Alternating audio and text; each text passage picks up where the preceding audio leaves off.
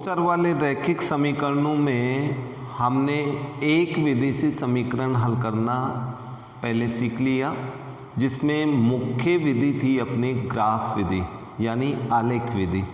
आलेख विधि से हमने काफ़ी सारे प्रश्न हल किए, जिसमें समस्यात्मक प्रश्न भी थे और दो चर के रैखिक समीकरण बने हुए भी थे। अब इसके बाद में अपन दूसरी विधि की ओर अग्रसर होते हैं। ये है बीजगणितीय विधि। बीजगणितीय विधि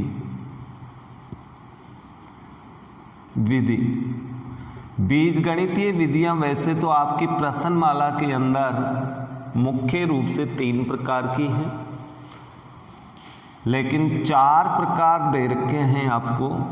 मुख्य रूप से 3 ही प्रकार अपन काम में लेते हैं, लेकिन चौथा प्रकार है वो पहली है प्रतिस्थापन विधि। प्रतिस्थापन विधि दूसरी विधि है इसमें विलोपन विधि। तीसरी है पूर्ण वर्ग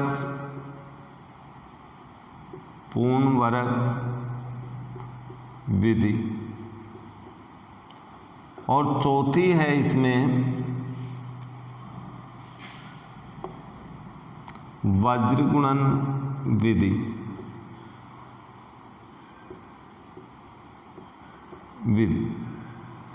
इन 4 विधियों को बीजगणितीय विधियां कहते हैं। सबसे पहले अपन प्रतिस्थापन विधि से दो चर वाले रैखिक समीकरण हल करना सीखेंगे, जिसमें अपन किसी भी एक समीकरण को किसी भी एक चर के सापेक्ष पक्षांतरित करके, चाहे x के सापेक्ष करो चाहे y के, और वो मान अपन दूसरे समीकरण में रख देते हैं, जिससे किसी एक चर का मान प्राप्त हो जाता है और प्राप्त मान को पक्षांतरण किए हुए समीकरण में रखने से दूसरे चर का मान प्राप्त हो जाता है। तो आइए प्रतिस्थापन विधि से अपन किस प्रकार से प्रश्न हल करते हैं, एक एग्जाम्पल लेते हैं। अपन पहले विधि पढ़ रहे हैं प्रतिस्थापन और प्रतिस्थापन वैसे तो शब्द से भी पता चल रहा है कि किसी चर का मान किसी दूसरे समीकरण में स्थापित करना प्रतिस्थापन कहलाता है। तो यहाँ पर अपन एक एग्जाम्पल लेते हैं। एक रैखिक समीकरण युग्म दिया हुआ है, प्रतिस्थापन विधि से हल कीजिए। आपका एग्जाम्पल नंबर बुक्स में 7 नंबर पे दे रखा है।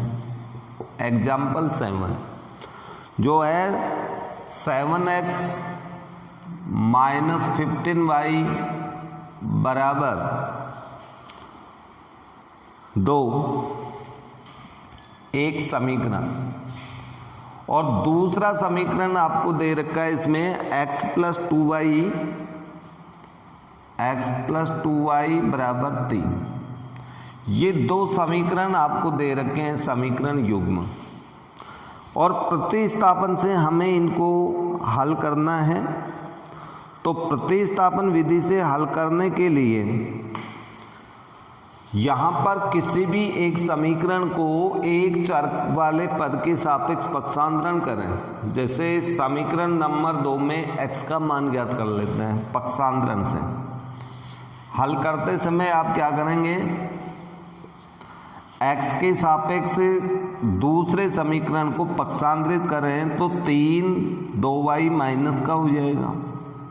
ये समीकरण नंबर 3 लिख दिया, और समीकरण नंबर 3 से x का मान उठा के 1 में रख दो, यानी ये मान रखने को ही प्रतिस्थापन कहते हैं। तो आप यहाँ लिखेंगे हिंदी में समीकरण नंबर 3 से x का मान 1 में रखने पर, अब x का मान इसमें रखेंगे तो आपके पास आएगा 7 गुणा x, x मीन्स ये वाला मान रखना है 3 minus 2y minus 15y equal to, कोष्टक खोलने पर अपने पास आएगा 21। कोष्टक खोलेंगे तो ये 7 3 से भी मल्टीप्लाई होगा, 2 से भी मल्टीप्लाई होगा, दोनों से गुणा कर दो तो ये 21, आगे चिन्ह माइनस, 7 को 2y से गुणा किया तो अपने पास 14y माइनस 15y बराबर 2।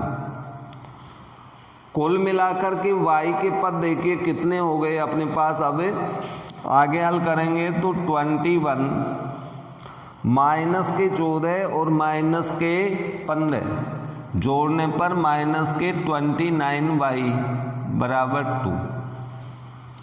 पुनः इसको पक्षांतरण करें, माइनस 29y बराबर 2 माइनस 21 माइनस 29y बराबर माइनस 19। दोनों पक्षों में माइनस से माइनस तो कैंसिल हो जाएगा और y बराबर अपने पास बच गया 19। 29 को पक्षांतरण करेंगे तो ये भाग में जाएगा, y का मान प्राप्त हुआ 19/29। एक चर का मान तो आ गया। अब दूसरे चर का मान निकालने के लिए ये y का मान समीकरण 3 में रख दो तो x का मान प्राप्त हो जाएगा। तो समीकरण 3 में y का मान रखने पर आप इसे रखना कहो या प्रतिस्थापन करना कहो, एक ही बात है। तो यहां पर x बराबर 3 माइनस 2 गुणा y मीन्स आपको 19/29 रखना पड़ेगा। तो x बराबर 3 माइनस 2 को 19 से गुणा करेंगे 38/29। अब 3 में से इसको घटाने के लिए लघुत्तम लेना पड़ेगा, लघुत्तम 29। इसके नीचे 1 है, 1 का भाग 29 में 29 बार, 29 को 3 से मल्टीप्लाई करेंगे तो 29 87 माइनस 38। अब ये घटाएंगे तो अपने पास x की वैल्यू x बराबर देखिए कितना आएगा, 87 में से 38 घटाओ 9, यहाँ बचे 7 में से 3 घटाएंगे तो 4/29 और y का मान अपने पास आया था कितना 19/29। इस तरह से दोनों चरों के मान निकालना यही प्रतिस्थापन विधि कहलाती है। तो प्रतिस्थापन विधि से इस प्रकार से अपन प्रश्न हल करेंगे, यानी किसी भी एक समीकरण में एक चर के सापेक्ष पक्षांतरण करो और वो जो पक्षांतरण किया हुआ मान दूसरे समीकरण में रख दोगे, प्रतिस्थापित कर दोगे और उससे जो मान निकालते हैं वो ही प्रतिस्थापन विधि कहलाती है। प्रश्नमाला आपकी 3.3 में पहले प्रश्न के सभी प्रश्न प्रतिस्थापन विधि से हल करने हैं। पहले प्रश्न का सेकंड प्रश्न है जिसमें s और t दो चर हैं, दो समीकरण s और t के दे रखे हैं। ये s है, 5 नहीं है। s और t के दो समीकरण हैं, दोनों को प्रतिस्थापन विधि से हल करने का अर्थ है s और t के मान ज्ञात करो, लेकिन कौन सी विधि से? प्रतिस्थापन से। वैसे आप इसका हल ग्राफ या आलेख विधि से भी कर सकते हैं, लेकिन यहाँ प्रतिस्थापन विधि सीख रहे हैं तो प्रतिस्थापन विधि से कैसे करेंगे? पहले समीकरण को मैं s चर के सापेक्ष पक्षांतरण करता हूँ। s के सापेक्ष पक्षांतरण करेंगे तो 3 और t को इधर लाएंगे तो ये प्लस हो गया। ये समीकरण नंबर 3। समीकरण 3 से s का मान 2 में प्रतिस्थापित, 2 में प्रतिस्थापित करने पर, जब इसमें आप प्रतिस्थापित करोगे तो देखिए क्या मान आता है। s के स्थान पे ये मान रखना है 3 + 2/3, s के स्थान पे ये मान रख दिया, प्लस t/2 = 6। अब इसे हल करने के लिए पहले हमें लघुत्तम लेना पड़ेगा, तो लघुत्तम इस पक्ष का 6 आएगा। 6 लघुत्तम ले लिया, 3 का भाग 6 में 2 बार, 2 को इससे मल्टीप्लाई करो, 2 × 3 + t, प्लस इस 2 का भाग लघुत्तम में दो, 3 बार गया, 3 को t से गुणा करेंगे तो 3t = 6। अब इसके बाद में इस कोष्टक को खोलेंगे तो 2 अंदर दोनों से गुणा होगा, तो अपने पास आएगा 6 + 2t + 3t, 3t बराबर, इस 6 को पक्षांतरण करेंगे तो ये इधर जाके गुणा में, क्योंकि ये भाग में है, भाग वाली संख्या को दूसरे पक्ष में ले जाते हैं तो गुणा हो जाती है, तो 6 × 6 हो गया। कुल मिला के 6 प्लस कितने t हो गए, 5t, 2 और 3 5t = 36, या 5t = 36 - 6, क्योंकि इस 6 को पक्षांतरण करेंगे तो माइनस में, तो 5t बराबर अपने पास बचे 30, तो t का मान निकालेंगे तो 5 भाग में जाएगा, पुनः पक्षांतरण हो गया, 30/5। कुल मिला के t बराबर हमें प्राप्त हुआ, 30 में 5 का भाग दो, भाग 6 बार गया, तो t का मान 6 आया, और ये t वाला मान 3 में रख दो। समीकरण 3 में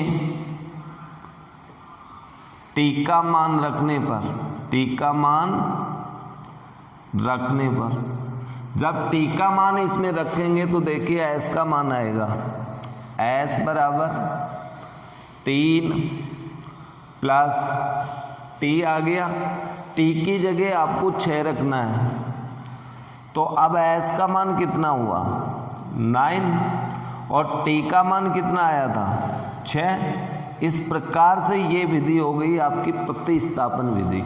तो प्रतिस्थापन विधि से हमने s और t का मान निकाल दिया। ओके, और क्वेश्चन देखते हैं। ये क्वेश्चन नंबर 5 है। इसमें x और y चरों की गुणांक रूट वाली संख्या है, और रूट वाली संख्या होने की वजह से थोड़ा सा रूट की संख्याओं का जोड़ गुणा भाग किस तरह से होगा। तो पहले समीकरण को मैं x के सापेक्ष पक्षांतरण कर देता हूँ।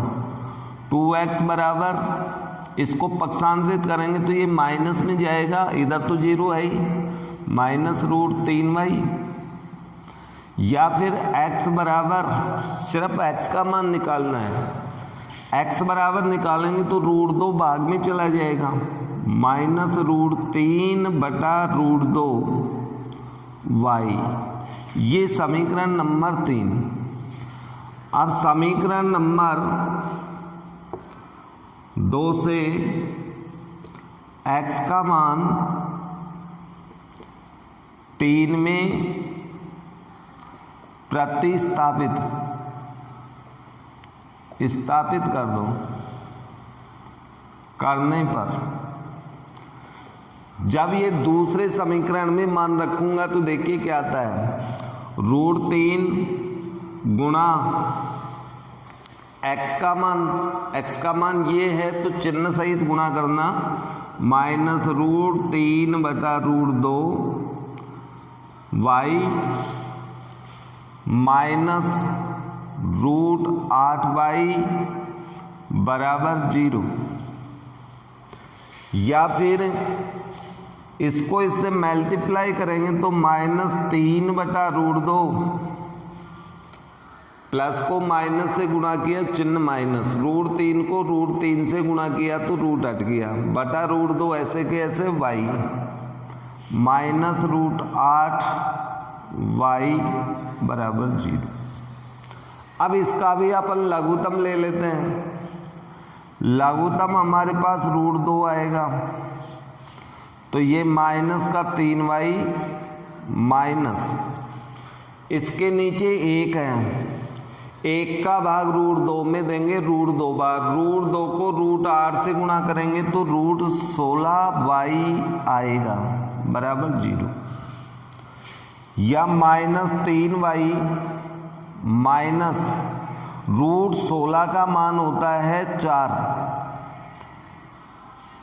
बराबर, √2 को पक्षांतरण करेंगे तो 0 से गुणा होगा, 0 गुणा √2, यानी कुल मिला के अपने पास -7y बराबर 0, 0 को √2 से गुणा किया, या y बराबर 0 बटा -7। अब 7 का भाग दें, किसी भी संख्या का भाग दें 0 में तो 0 ही आएगा, तो y का मान 0 प्राप्त हुआ। अब y का मान 0 प्राप्त हुआ तो x का मान कितना आएगा, y का मान समीकरण 3 में रख दो, 3 में रखने पर, रखने का मतलब प्रतिस्थापन करना ही होता है, तो इसमें रखेंगे तो देखिए क्या आता है, x बराबर -√3 बटा √2 गुणा y मीन्स 0, और 0 को किसी भी संख्या से गुणा करो 0 ही आएगा, तो x का मान 0 आया, y का मान भी 0 आया। इस तरह से आप प्रतिस्थापन विधि से दो चर वाले रैखिक समीकरणों को हल करेंगे। तो ये अपनी सेकंड विधि थी।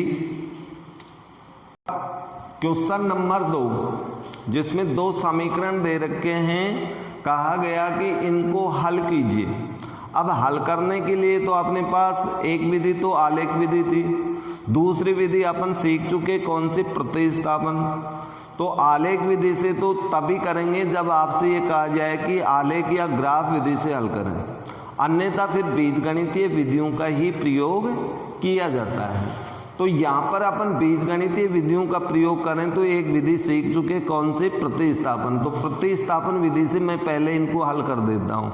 हल करने के बाद में आपको m का मान ज्ञात करना है, जिसके लिए एक प्रतिबंध दिया हुआ है, वो मैं बाद में लिखूंगा। पहले इनको हल करता हूँ। x चर के सापेक्ष पक्षांतरण बोलिए अब। 2x बराबर 11 है, 3y को इधर लाएंगे माइनस होगा, तो x की वैल्यू कितनी आई अपने पास, 11 माइनस 3y, और ये दो भाग में आ जाएगा, लेकिन भाग में पूरे के नीचे लिखना। समीकरण नंबर 3। अब समीकरण 3 से x का मान 2 में प्रतिस्थापित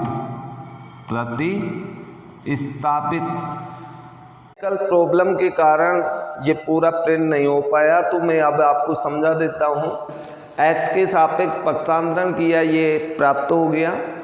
समीकरण नंबर 3 से x का मान 2 में प्रतिस्थापन, तो ये x वाली वैल्यू इसके अंदर अपन रखेंगे, तो उसके अंदर रखा तो 2 लिख दिया, इनटू x की जगह हमने ये मान रख दिया -4y बराबर -24। अब यहाँ पर 2 गुणा में है, ये 2 भाग में है, तो 2 से 2 कैंसिल हो गया, शेष बचा 11 माइनस 3y माइनस 4y बराबर -24, या 11 माइनस 3 और -4 -7y हो गया। तो ये अपने पास समीकरण -7y बराबर 11 को पक्षांतरण किया माइनस का हो गया, तो माइनस के टोटल 35 इधर हो गए, इधर माइनस का 7y, दोनों पक्षों में माइनस से माइनस कट गया। y बराबर 35/7, 35 में 7 से भाग देंगे तो y की वैल्यू हमें 5 प्राप्त हो गई। और ये y का मान हम समीकरण नंबर 3 में रखेंगे, x की वैल्यू आएगी। तो x की वैल्यू इस प्रकार से इसमें मान रखें y का 11 माइनस 3 गुना y मीन्स 5/2, तो 11 माइनस 15/2। अब 11 में से 15 घटाएंगे 4 बचेगा माइनस में, तो x की वैल्यू -2 आ गई। इस प्रकार से हमने प्रतिस्थापन से हल कर दिया। अब m के मान के लिए आपको ये प्रतिबंध दिया हुआ है, तो m के मान निकालने के लिए y तथा x का मान रख दो, क्योंकि x और y का मान निकाल चुके। y के स्थान पे 5 बराबर m, x के स्थान पे -2 प्लस 3। 5 बराबर कोष्टक खोलेंगे, दोनों गुणा हो गए, प्लस 3। पक्षांतरण करेंगे, 2m को इधर लाया प्लस बराबर 3 माइनस 5 को इधर ले जाने से चिन्ह बदल गया। 2m बराबर -2, m बराबर -2/2। m की वैल्यू हमें प्राप्त हुई -1। इस प्रकार से m का मान भी निकाल लिया और ये हो गया। अब इसके बाद में क्वेश्चन नंबर 3 जो एक्सरसाइज में है वो है समस्यात्मक प्रश्न। और समस्यात्मक प्रश्नों को हल करने के लिए सबसे पहले आप प्रश्न को भली भांति अच्छे ढंग से पढ़िए और पढ़ने के पश्चात प्रत्येक शब्द से अर्थ निकालते हुए 2 चर वाले रैखिक समीकरण युग्म को बनाएं। और रैखिक समीकरण युग्म बनने के पश्चात उचित विधि से हल करें, या तो प्रतिस्थापन से करो या फिर आलेख या ग्राफ विधि से, क्योंकि 2 विधियां ही पढ़े हैं। लेकिन आलेख या ग्राफ विधि से तभी अपन प्रश्न को हल करते हैं जब आपको प्रश्न में ये कहा जाए कि आलेख या ग्राफ विधि से हल करें, अन्यथा हम किसी बीजगणितीय विधि का ही प्रयोग करते हैं जिसमें एक प्रतिस्थापन पढ़ चुके। तो अभी तो प्रतिस्थापन का प्रयोग करेंगे, फिर अपन और विधियां पढ़ लेंगे तो किसी भी विधि का प्रयोग कर सकते हैं, प्रतिस्थापन या विलोपन या वज्रगुणन, किसी का भी। ओके, अब समस्यात्मक प्रश्नों के अंदर केवल मैं आपको समीकरण बना के दूंगा, हल आप करेंगे। ओके, तीसरा क्वेश्चन का पहला, वैसे तीसरे क्वेश्चन में जितने भी क्वेश्चन हैं समस्यात्मक हैं। पहले आप समीकरण बनाइए, समीकरण बनाने के बाद में प्रतिस्थापन विधि से ही हल पूछा है। तो पहला वाला है 2 संख्याओं का अंतर 26, 2 संख्याओं का अंतर 26 है। एक संख्या दूसरी की 3 गुनी है, यानी एक संख्या उनमें दूसरी की 3 गुनी है, तो बड़ी संख्या एक हुई ना। तो अपन ये मान लेते हैं, माना एक संख्या मीन्स बड़ी वाली x, और दूसरी संख्या यानी छोटी वाली संख्या, ये हम मान लेते हैं y। लेकिन प्रश्नानुसार क्वेश्चन क्या कह रहा है आपसे, प्रश्नानुसार दोनों का अंतर डिफरेंस, यानी बड़ी में से छोटी को घटाओ। तो बड़ी में से छोटी को घटा दें तो ये हुआ अंतर, और ये कितने के बराबर होना चाहिए, 26 दिया हुआ है। एक समीकरण तो ये बनेगा। दूसरा समीकरण, अपने पास ये 2 संख्या हैं, ये एक है ये दूसरी है, लेकिन ये एक वाली है, ये इसकी 3 गुनी है, अर्थात ये बहुत बड़ी है, ये छोटी है, ये 3 गुनी कम है। ये 3 गुनी है तो इसको 3 से गुणा करो, अब तो दोनों बराबर हो गई। ये समीकरण नंबर 2 हो गया। अब इसको प्रतिस्थापन से हल कर दो। समीकरण नंबर 2 से x का मान 1 में प्रतिस्थापित करने पर आपका हल प्राप्त हो जाएगा। यानी इसको हल करेंगे तो आप ये लिखेंगे, समीकरण नंबर 2 से x का मान 1 में प्रतिस्थापित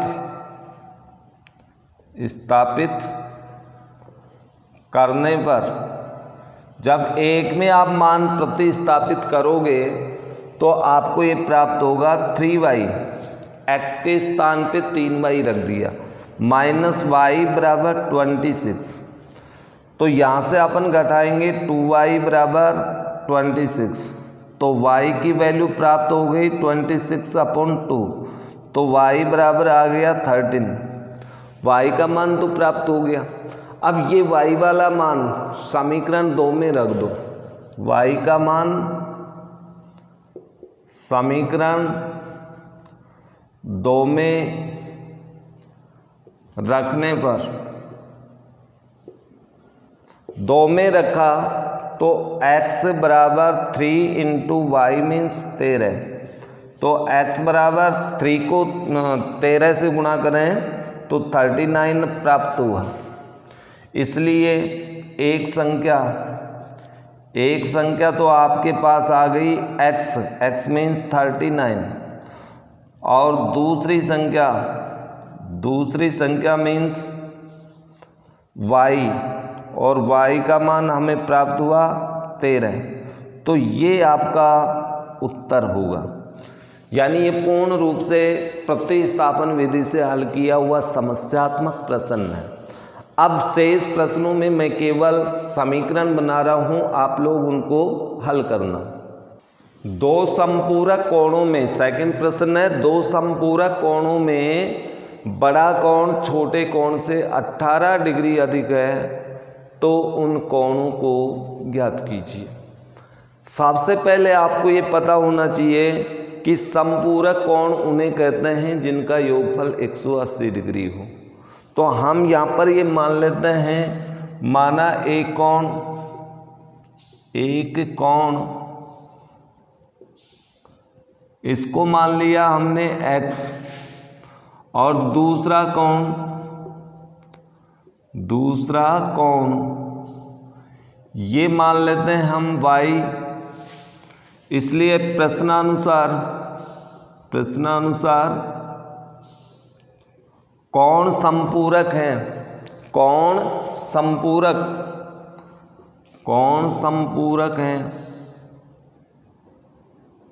संपूरक हैं तो दोनों का योगफल यानी दोनों को जोड़ें तो कितना आना चाहिए 180 डिग्री। समीकरण 1 तो ये बन गया। नंबर 2 समीकरण कि इनमें से बड़ा कौन सा है, छोटा कौन सा है। तो अपन ये मान लेते हैं, यहाँ पर एक की बजाय बड़ा कोण लिख देते हैं। बड़ा कोण x है और छोटा कोण ये y है। तो ये बड़ा और ये छोटा, ये बड़ा वाला 18 डिग्री ज़्यादा है, अधिक है, तो अपन इस छोटे में 18 डिग्री जोड़ दें तो अब तो दोनों बराबर हो गए। अब इन दोनों को आप हल कर लेना, x का मान 1 में प्रतिस्थापित कर देना और इसका हल आप निकाल लेना। ओके। क्वेश्चन नंबर 3 की बात करें तो प्रश्न 3 में आपको इस तरह से समीकरण बनेगी। एक क्रिकेट कोच ने 7 बल्ले और 6 गेंद 3800 रुपये में खरीदे और उसी प्रकार के 3 बल्ले तथा 5 गेंद उसने 1750 रुपये में खरीदी। तो प्रत्येक बल्ले तथा प्रत्येक गेंद की कीमत ज्ञात कीजिए या उनका मूल्य ज्ञात कीजिए। तो सबसे पहले अपन को मानना पड़ेगा, माना एक बल्ले का मूल्य,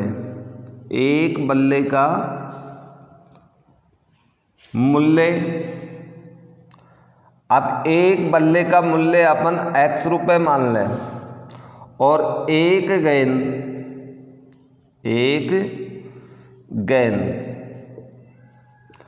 का मूल्य, एक का मतलब प्रत्येक ही होता है y रुपये।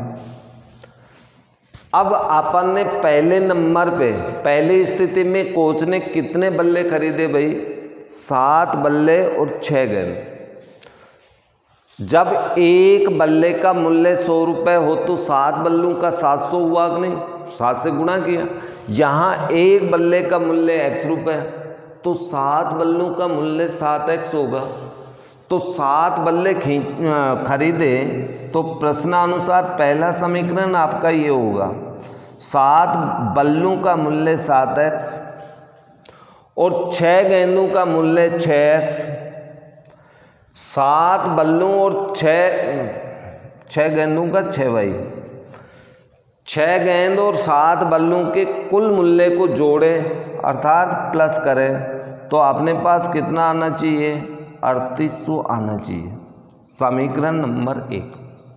दूसरा समीकरण, अब उसने बल्लों की संख्या कर दी 3, तो 3 बल्लों का मूल्य 3x, गेंदों की संख्या 5 है तो 5y गेंद का मूल्य हो गया।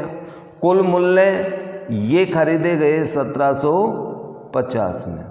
ये समीकरण नंबर 2। अब समीकरण 2 को x के सापेक्ष पक्षांतरण कर लेना, 3 नंबर आएगा, 3 से x का मान 1 में रख लेना, प्रतिस्थापन विधि से x और y का मान आ जाएगा अर्थात प्रत्येक गेंद और बल्ले का मूल्य प्राप्त होगा।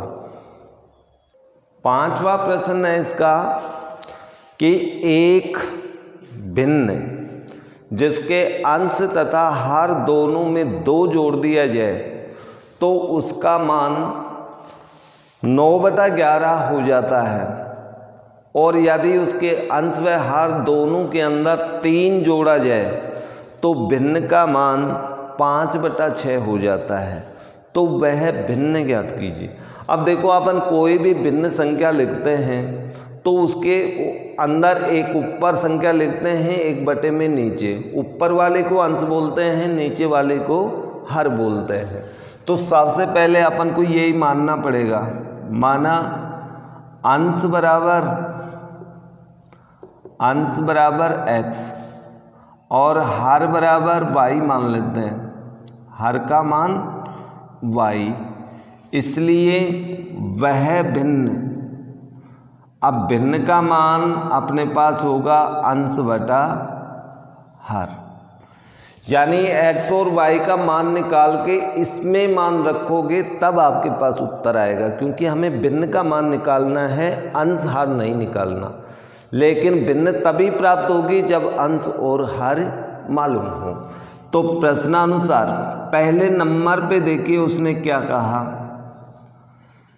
कि यदि अंश के अंदर मैं 2 जोड़ूं और हर में भी 2 जोड़ूं, हर में भी कितना जोड़ दूं, 2, तो भिन्न का मान, अब भिन्न, ये भिन्न बन गई, भिन्न का मान आपको कितना प्राप्त हुआ, 9/11, तो बराबर होना चाहिए 9/11।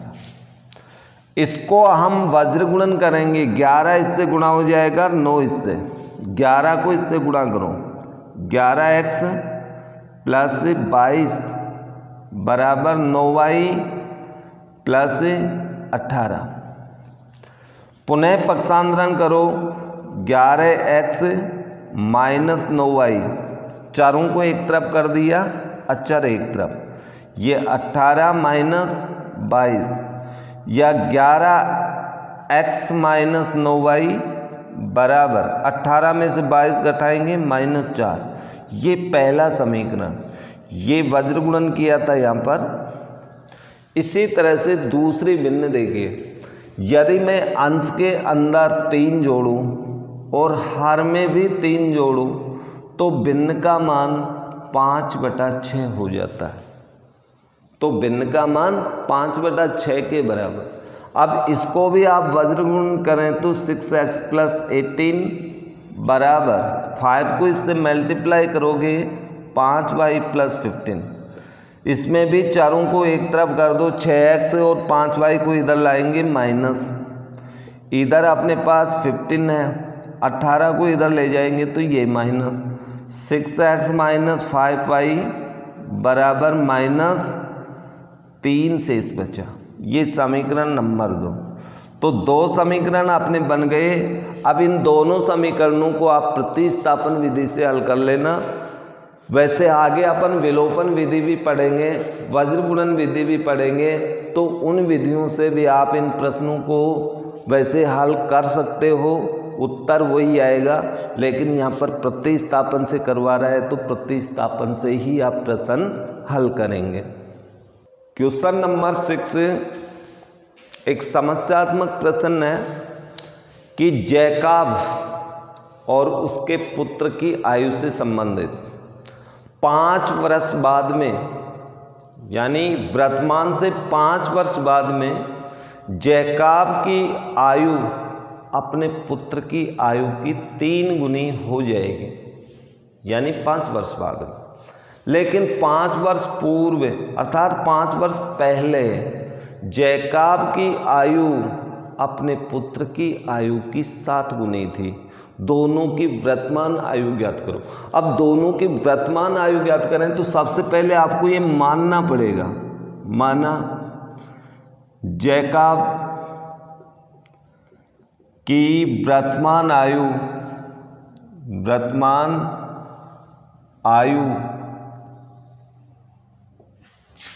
x वर्ष मान लेता हूं और पुत्र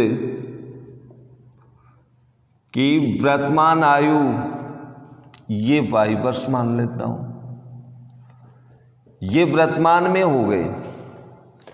अब मैं इसके बाद में लिखता हूं 5 वर्ष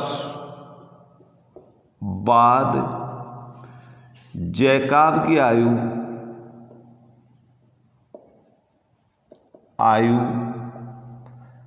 कितनी होगी।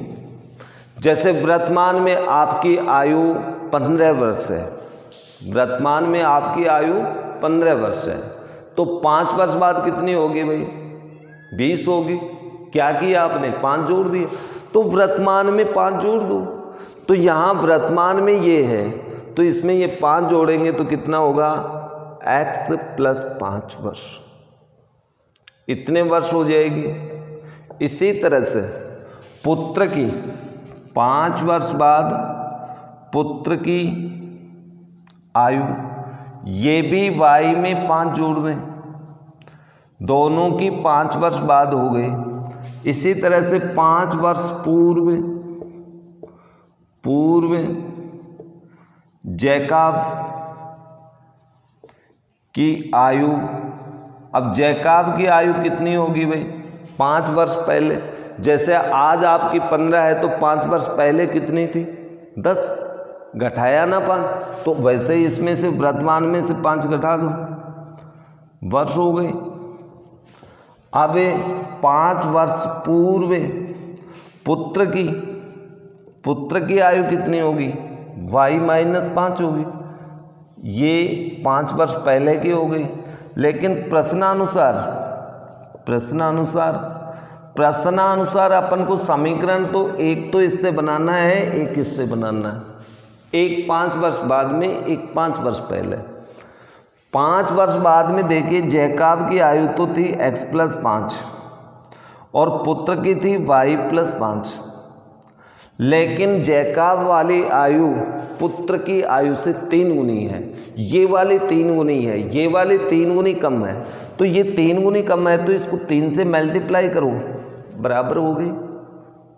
ये अपना एक समीकरण बन गया, यानी x + 5 बराबर कोष्टक खोलेंगे तो 3y और 3 5 से भी गुणा होगा 15।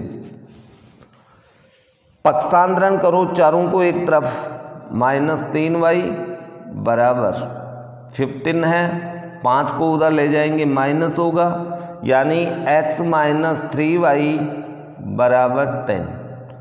एक समीकरण तो अपना ये बनेगा 5 वर्ष बाद से। अब 5 वर्ष पूर्व से भी बनाओ। 5 वर्ष पूर्व जैकब की कितनी? x - 5, लेकिन पुत्र की कितनी? y - 5, लेकिन अब दोनों बराबर नहीं है। अब जैकब वाली आयु, ये जो जैकब की आयु आपको दिखाई दे रही है, ये 7 गुनी है। किससे? पुत्र से। ये 7 गुनी है तो फिर 7 इससे गुणा करो, अब तो बराबर हो गई। तो x - 5 बराबर, कोष्टक खोलिए, 7y - 35। चारों को एक तरफ पक्षांतरण, अचरों को एक तरफ, तो x इधर 7y को लाएंगे माइनस होगा, इक्वल इधर अपना -35 है और -5 को उधर ले जाएंगे तो इसका चिन्ह बदलेगा, प्लस होगा, यानी x - 7y बराबर 35 नेगेटिव है, 5 पॉजिटिव है, तो अपने पास नेगेटिव में 30 बचेगा, तो ये समीकरण नंबर 2 होगा। अब इसको आप प्रतिस्थापन विधि से आगे हल करके x तथा y का मान ज्ञात कर लें। x का जो मान आएगा वो जैकब की वर्तमान आयु होगी, y का जो मान आएगा वो पुत्र की वर्तमान आयु होगी। ओके, इस प्रकार से आपने प्रतिस्थापन विधि से संबंधित जो प्रश्न थे ये एक्सरसाइज 3.3 में दे रखे हैं। वैसे तो आप किसी भी एक्सरसाइज के प्रतिस्थापन से कर सकते हो, किसी के भी ग्राफ से कर सकते हो, विलोपन से कर सकते हो। अब अपन बीजगणित की दूसरी विधि विलोपन के बारे में अध्ययन करते हैं कि विलोपन विधि से हम दो चर वाले रैखिक समीकरणों को किस प्रकार से हल करें। दो चर वाले रैखिक समीकरणों को हल करने से पूर्व विलोपन विधि का मानक रूप देखना पड़ेगा, अर्थात अपने पास समीकरण कौन से रूप में होने चाहिए, तभी विलोपन विधि से वो हल होते हैं। तो सबसे पहले देखिए इसका मानक रूप अर्थात दो चर वाले रैखिक समीकरण इस रूप में होने चाहिए, a1x + b1y = c1। एक समीकरण इस रूप में होना चाहिए, यानी पहले समीकरण के दोनों चर वाले पद लेफ्ट में और अचर वाला पद राइट हैंड में होना चाहिए, और दूसरा समीकरण भी इसी रूप में होना चाहिए, a2x b2y = c2। अर्थात उसके भी दोनों चर लेफ्ट साइड में और अचर राइट साइड में। जब इस प्रकार से आप दोनों समीकरणों को पक्षांतरित कर लें या आपको इसी रूप में समीकरण दे रखे हों तो विलोपन विधि से हल होने के लिए वो युग्म तैयार है, यानी उस रैखिक युग्म को हम इस विधि से हल कर सकते हैं, लेकिन इस रूप में होना चाहिए। अब इस रूप में आने के पश्चात विलोपन से हल कैसे करें। हल करने के लिए आपके पास देखो ये तो x चर के पद हैं दोनों में और ये y चर के हैं, या तो x या y दोनों चरों में से कोई भी एक चर x अथवा y में से किसी भी एक चर के दोनों समीकरणों में ये गुणांक जो हैं जैसे a1 a2 अथवा b1 b2 बराबर होने चाहिए, या बराबर नहीं है तो उचित संख्या से समीकरणों को गुणा करके किसी भी एक चर के गुणांकों को समान करें। उसके पश्चात पुनः सुन लेना अच्छे से, या याद नहीं रहे तो आप लोग लिख लेना। जब x अथवा y में से किसी भी एक चर के गुणांक समान हो, a1 a2 अथवा b1 b2 समान हो तो कोई दिक्कत नहीं, और यदि असमान हो तो आपको किसी भी एक चर के गुणांकों को उचित संख्या से गुणा करके बराबर करने पड़ेंगे। जब ये बराबर हों या बराबर कर दिए जाएं, उसके पश्चात आपको उसी चर के दोनों समीकरणों में चिन्ह देखने हैं। यदि दोनों समीकरणों में समान चिन्ह हैं, यानी प्लस प्लस अथवा माइनस माइनस, जैसे x चर के यहाँ भी प्लस हो और यहाँ भी प्लस हो, अथवा बोल रहा हूँ y चर का यहाँ भी प्लस हो और यहाँ भी प्लस हो, सेम हो गए, या यहाँ भी माइनस हो यहाँ भी माइनस हो, सेम हो गए। सेम चिन्ह हो तो एक समीकरण में से दूसरे को घटाया जाता है, और विपरीत चिन्ह हो तो दोनों समीकरणों को जोड़ा जाता है। ये ही विलोपन विधि है, अर्थात किसी एक चर का विलोप करना, एक चर को लुप्त करना विलोपन विधि कहलाती है। अब आइए अपन इसमें प्रश्न देखते हैं। प्रश्न हल करेंगे तो आपको विधि याद भी हो जाएगी और ये समझ में भी आ जाएगी। तो प्रश्न देखते हैं। यहाँ पर 3.4 का एक क्वेश्चन लिया है मैंने। पहले का पहला प्रश्न, उपयुक्त विधि से हल कीजिए। अब उपयुक्त विधि में मैं विलोपन विधि को उपयुक्त समझ रहा हूँ। यहाँ पर 3.4 का क्वेश्चन क्यों लिया? एग्जाम्पल इसलिए नहीं लिए क्योंकि एग्जाम्पल में समस्यात्मक प्रश्न है, अर्थात उनमें पहले आपको समीकरण बनाना पड़ेगा और समीकरण बनाने के बाद में विलोपन विधि से हल करना है। लेकिन यहाँ दोनों समीकरण बने हुए हैं, डायरेक्ट विलोपन विधि सीखनी है अपन को, तो कि विलोपन विधि से समीकरणों को हल कैसे किया जाता है। तो यहाँ पर देखिए दोनों समीकरण इस मानक रूप में हैं।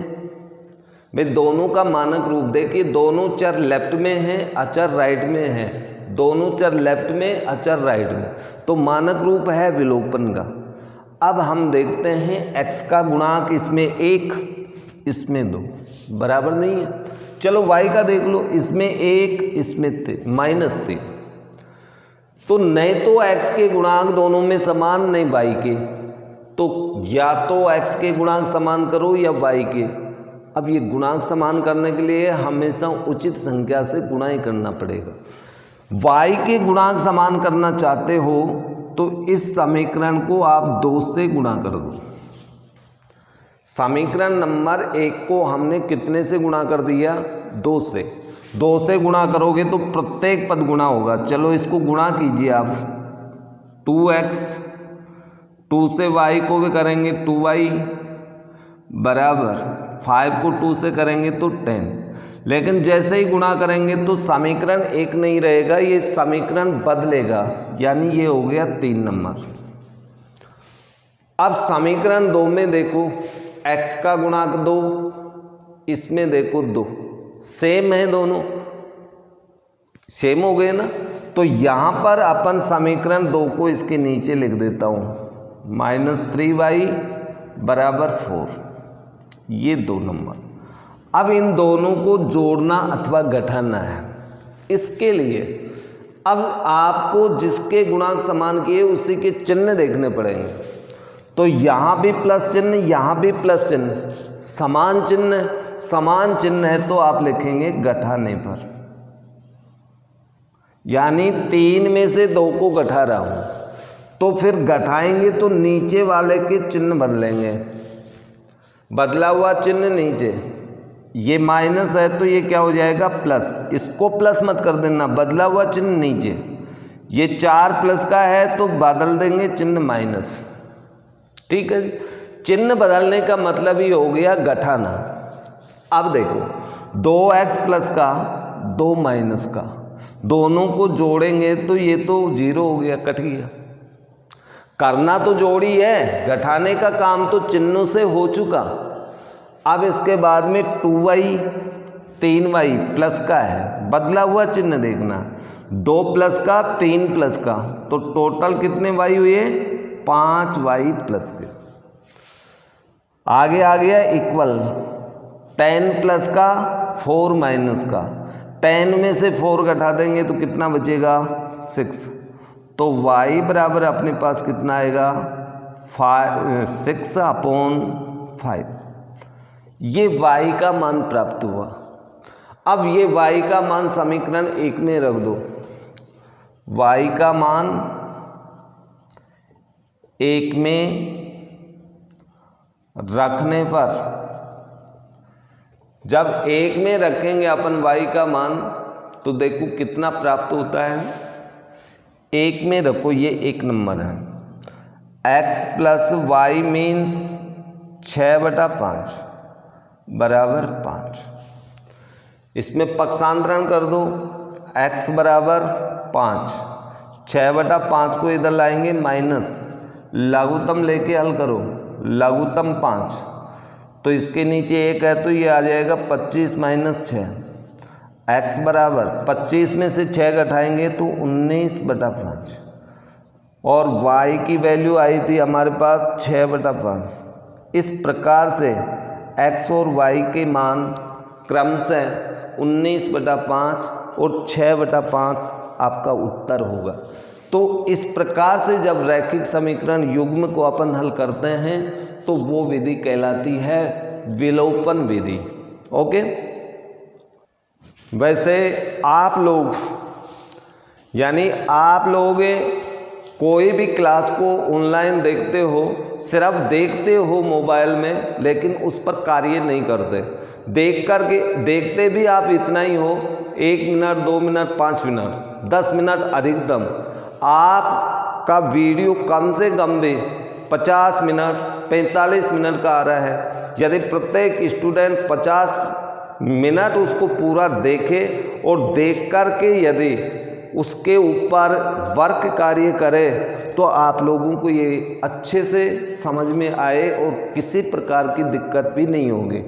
लेकिन आप लोग इतना काम नहीं करते और ये आपका गणित विषय है, इसके अंदर यदि आप लोगों ने अभ्यास कार्य नहीं किया, वीडियो प्रारंभ से लेके अंत तक नहीं देखा तो इतना कुछ समझ में नहीं आएगा और ऑनलाइन क्लास का कोई महत्व नहीं रह जाएगा। इसलिए सभी छात्रों से निवेदन, छात्र छात्राओं से निवेदन है, प्रार्थना है कि वो लोग यानी प्रारंभ से लेके अंत तक अच्छे से देखें, पढ़ें, समझें, सुने और उसके बाद में होमवर्क कार्य भी करें, जिससे कि गणित की जो समस्याएं हैं वो दूर हो सके। अन्यथा सबसे अधिक प्रॉब्लम जो आने वाली है, सबसे ज़्यादा जो समस्या आने वाली है वो आपका गणित विषय होगा। इसलिए आपके पास समय है और आपको मैं ये बात बता रहा हूँ, इस पर अच्छे से गौर करें, ठंडे दिमाग से सोचें और उसके बाद में कार्य करें। ओके।